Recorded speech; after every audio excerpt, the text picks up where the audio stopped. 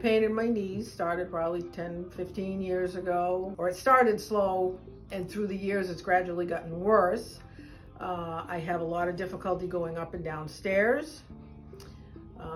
My right knee is worse than the left, but because I'm favoring the right one, the left one's getting worse, and I'm losing muscle strength in the back of my right leg because of this.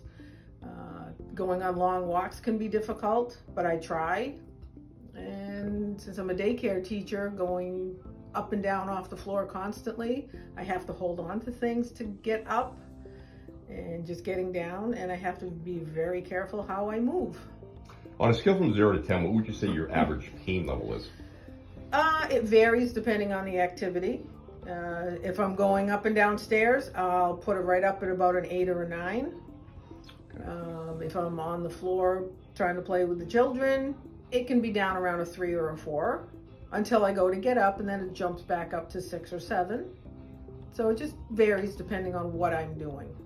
I would like to be able to go upstairs like a normal person, if you want to call it that, and not have to worry about my knees wanting to give out if I'm on walks, and just being able to do my everyday job without being in pain.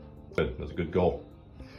Today, what we're going to be doing is an allographic injection, which is a Wharton's jelly product. We're going to be injecting the knee joints, and we're going to be utilizing this in an experimental observational use model. We'll track your progress over a 3, 6, 9, and 12-month period. Does that sound good? Yes. Okay. All right. Thank you for sharing, Sue.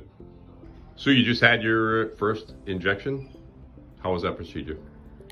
It was not bad.